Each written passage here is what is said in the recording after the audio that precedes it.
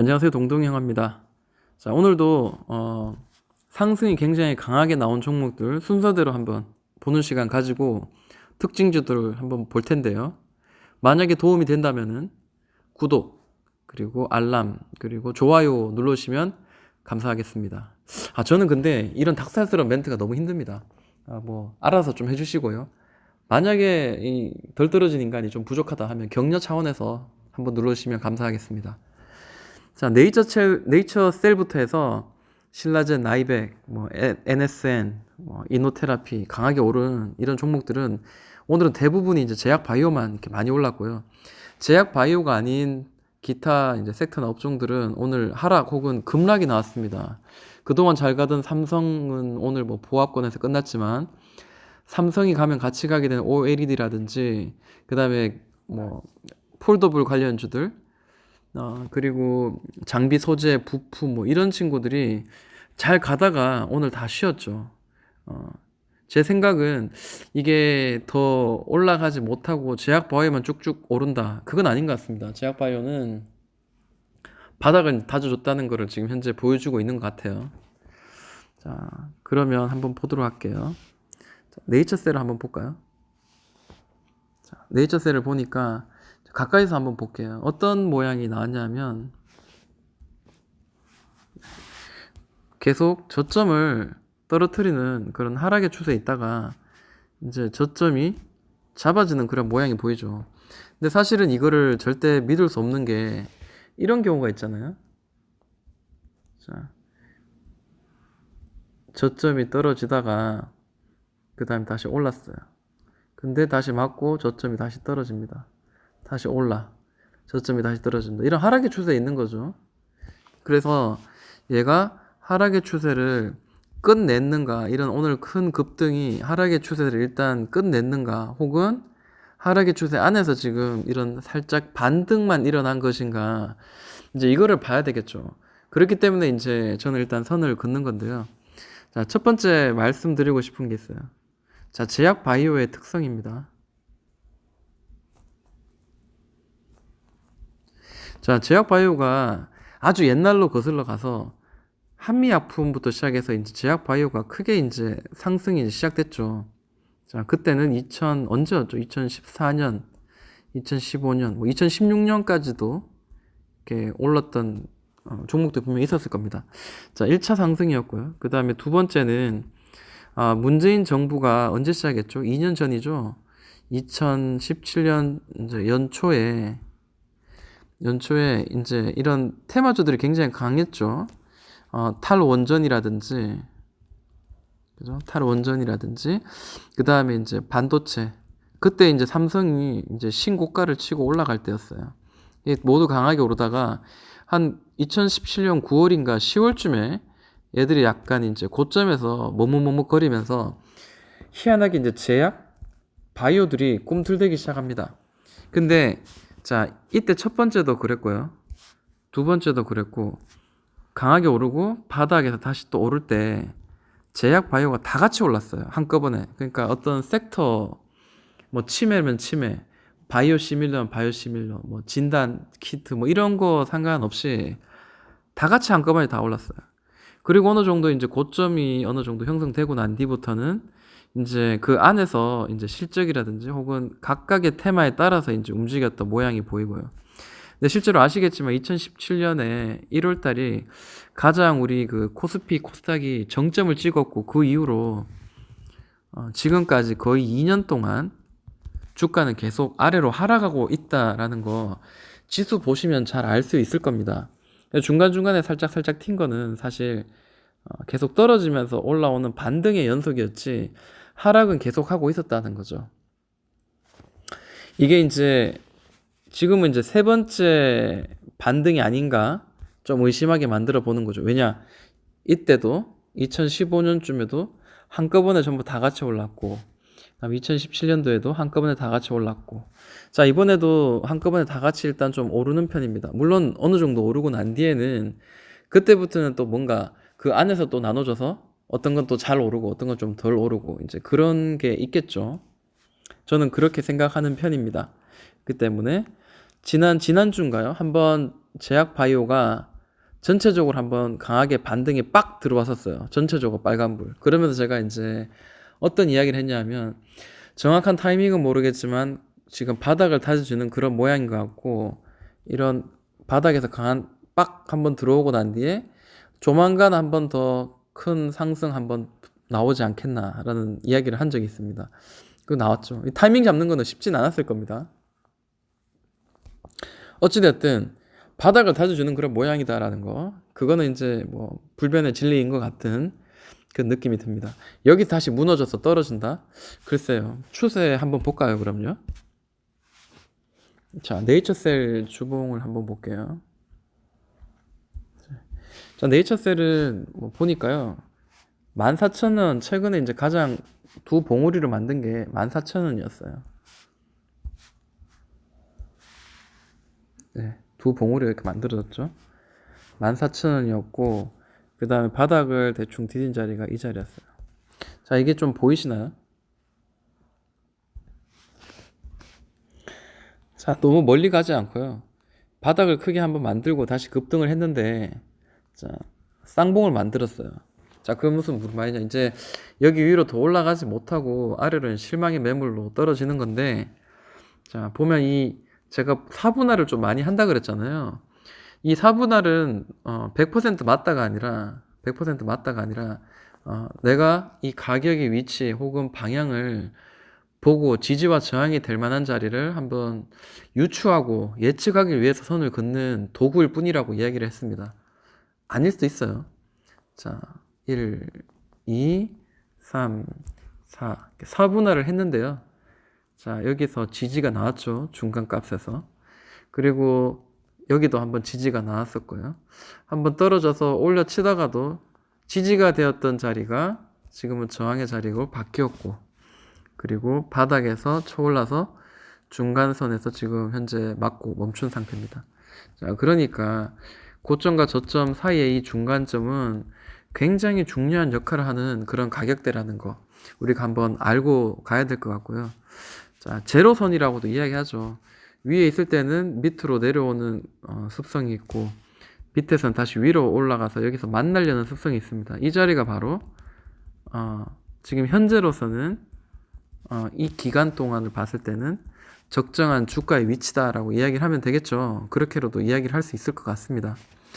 자, 좀 지저분해졌는데요. 다시 한번 또 다른 이야기를 또 하도록 할게요. 자, 주봉입니다. 계속 고점을 한번 자세히 보니까요. 이런 모양이 보이죠. 자, 이게 주황색 선 11선인데요. 자, 11선이 아니고 10주선이라고 이야기하는 게 더 맞겠네요. 주봉이니까.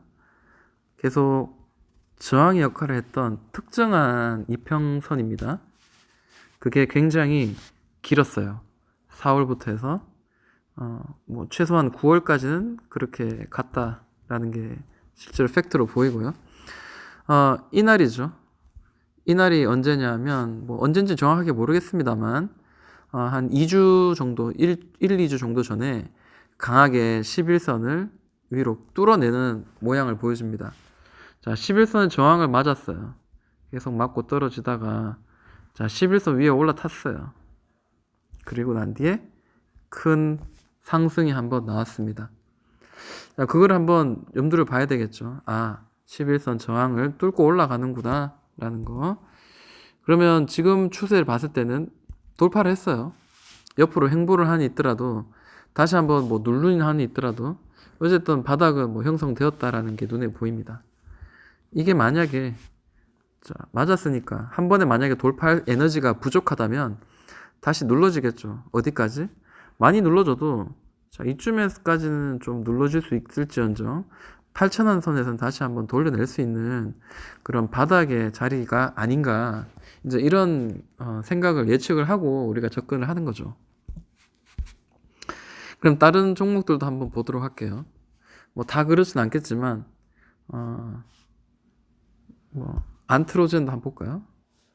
자, 주봉인데 자, 일봉을 보니까요. 대부분이 이제 이런 모양이죠. 저점을 이렇게 잡아주고 중간에 특정한 가격, 지지와 저항을 잡아주는 자리.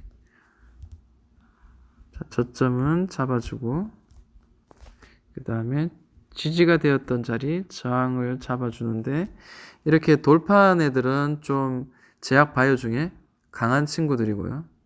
돌파하지 못한 친구들은, 아직 여기서 헤매고 있는 친구들은 좀 아무래도 좀 힘이 부족한 친구들, 이제 이렇게 두 가지로 좀 나눠볼 수 있을 것 같아요. 자, 아까 보니까요.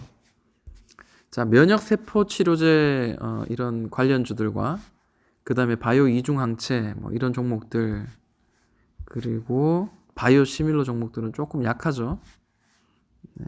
그리고 바이오 신약 개발하는 쪽도 뭐 들어왔긴 했는데, 얘들 한미약품이라든지 펩트론 뭐 이런 친구들은 앞전에도 같이 이렇게 겹쳤던 애들이죠. 그리고 이제 우리가 좀 신경 써서 봐야 되는 게 치매 치료가 오늘 굉장히 좀 어느 정도 좀 강하게 들어왔다라는 게 보입니다. 특히 이제 네이처셀도 보이고요. 젠백스도 이제 6%밖에 안 오른 것 같지만, 이렇게 보면 다른 애들이 이렇게 해서 이제 급등 나와서 아래에서 돌파한 반면에 젠백스는 이미 많이 오른 상태, 이전 고점까지 이미 더 돌파했다가 지금 오늘 떨어진 상태죠. 그러니까 아무래도 굉장히 치매 관련주는 굉장히 강하다라는 겁니다. 자, 그 중에 이제 한미약품 한번 볼게요. 한미약품도 자, 이 자리를 이제 돌파가 나왔죠. 그러니까 이런 모양이죠. 이 위로 잡아주는 이 자리를, 그리고 이렇게 되는 자리. 대부분의 이제 제약 바이오들이 이런 모양을 많이 보이죠. 하다가 돌파. 자, 그러면 대장주들이 이제 이런 식으로 좀 모양을 좀 갖춰가면 부대장들도 뭐 이러다가 돌파는 나올 가능성이 높다는 거죠.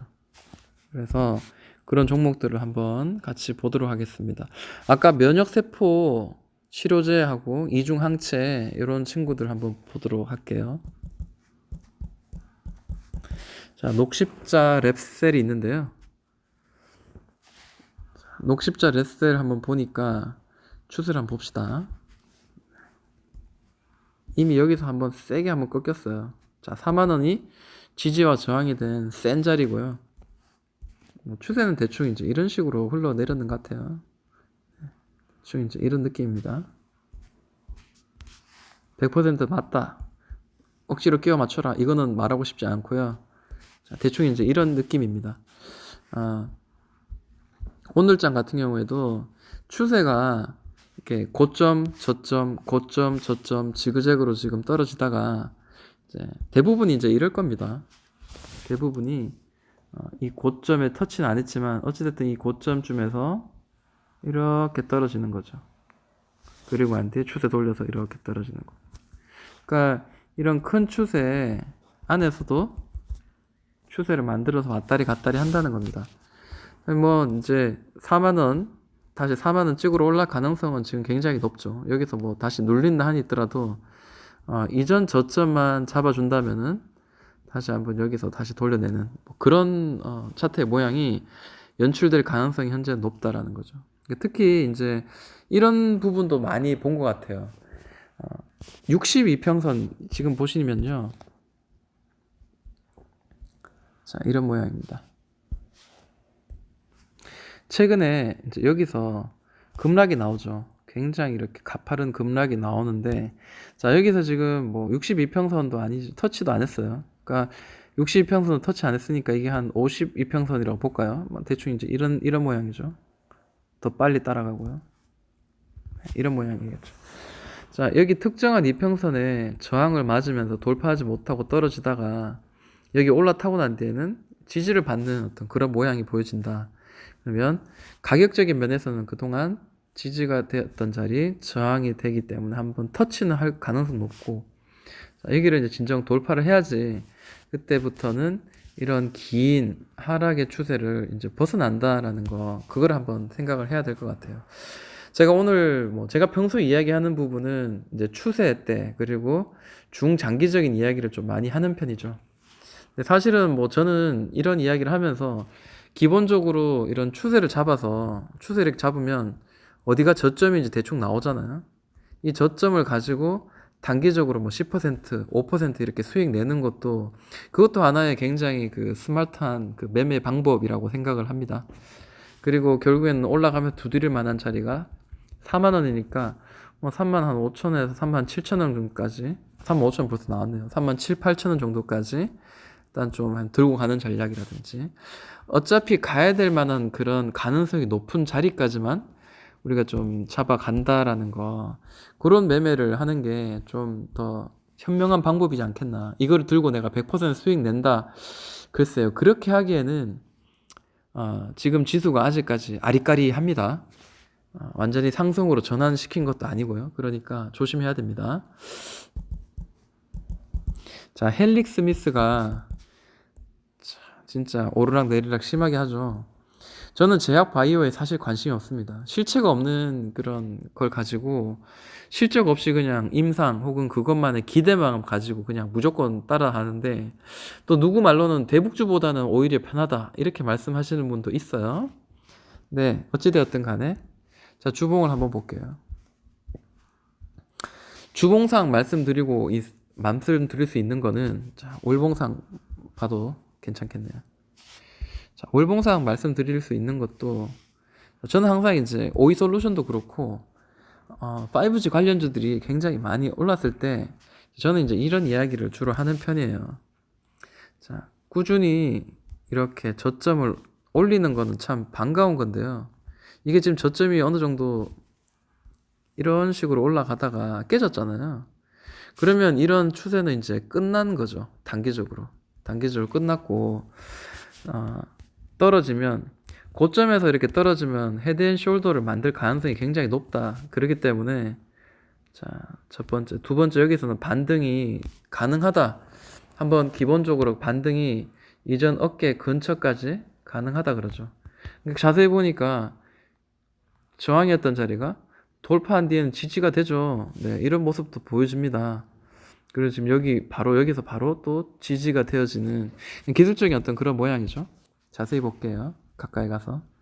그러니까 우리가 이제 매매를 할 때 있어서 그냥 상승 추세를 따라 잡는 것도 있고 혹은 너무 과대 낙폭한 거에 대해서 갑자기 탁 튀어오르는 그런 종목을 잡을 수도 있는 거고 혹은 제가 지금 늘 항상 이런 자리 나오면 이야기하듯이 헤드앤숄더 자리 이 자리에서는 단기적으로 한번 잡을 수도 있는 거고 그죠?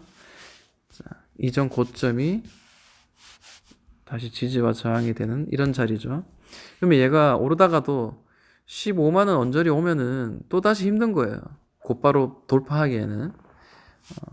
근데 만약 얘가 올라가다가 힘이 없어서 떨어지면 그때는 여기서 반등이 이만큼 나오지 않을 가능성이 높다는 거죠.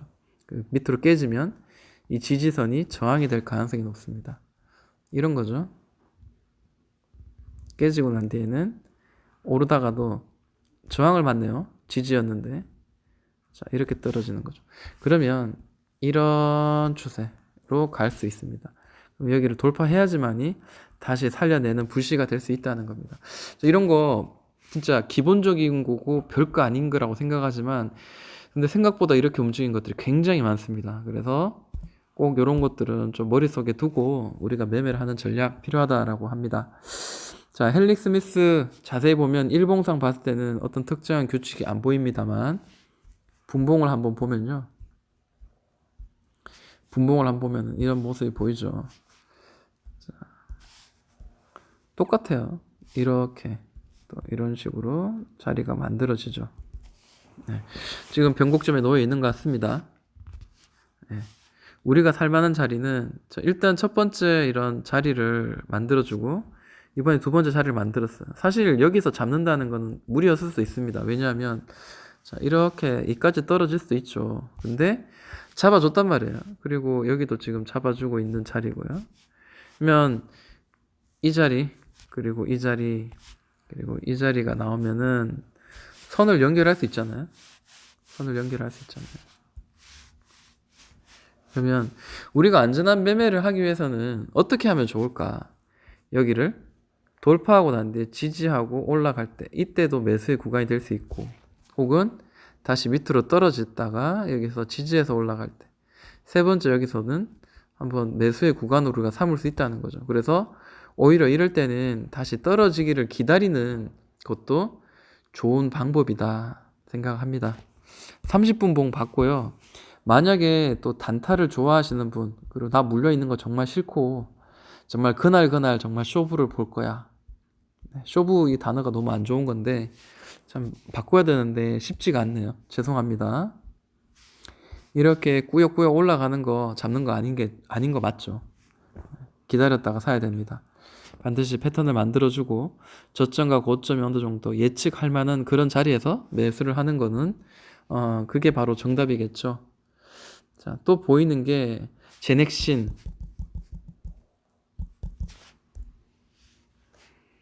제넥신 주봉을 한번 볼게요. 주봉을 보니까 이렇게 잘 올라가다가 깨졌어요. 그죠? 잘 올라가다가 깨졌고 이게 지금 반등이 나왔는데 이 반등이 진정한 반등인지 한 번 더 밑으로 한 번 더 깨서 이전 저점을 터치할 것인지 그거는 아직까지는 알 수 없습니다. 그러니까 이런 것도 사실은 염두에 둬야 되는 거죠. 이전에 저점의 자리입니다. 4만 원인데 그리고 지금 현재 고점 자리 이런 자리였죠.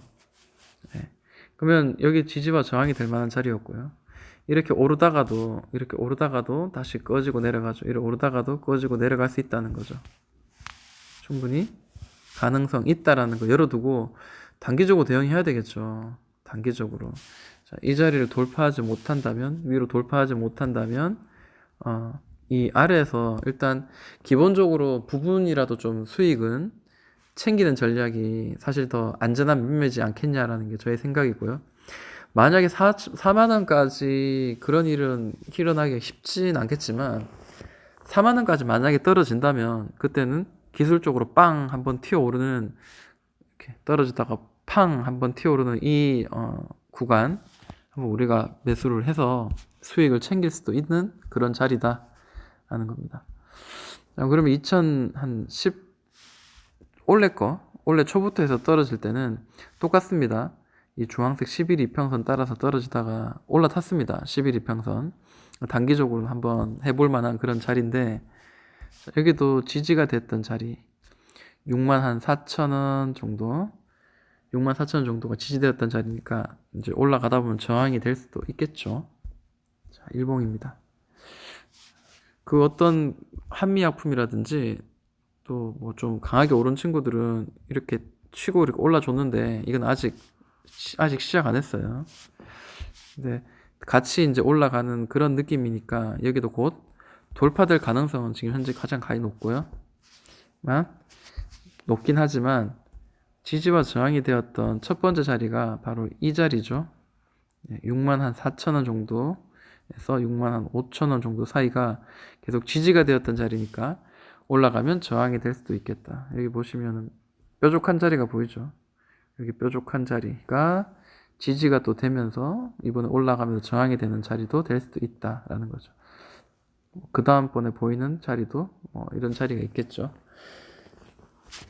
분봉을 보는 매매도 괜찮다 저는 생각을 합니다.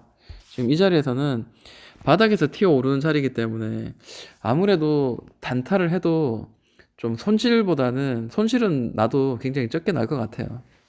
얼마나 내가 싸게 잡느냐. 이제 이게 지금 관건이겠죠. 단기적으로 그냥 기본적으로 이런 식으로 선을 그어 놓고, 그죠? 예를 들어 이런 식으로 선을 그어서 15분 봉입니다. 내가 어디 살 건가? 지금은 높은 데죠. 좀 눌러주면 사면 되잖아요. 그죠? 그런 아주 기본적인 어떤 내용을 가지고 접근을 해도 괜찮은 그런 자리라고 저는 생각을 합니다. 네, 이야기할 게 참 많은데 또 이야기하면 시간이 너무 지체되니까 여기까지 한번 마무리하도록 하겠습니다.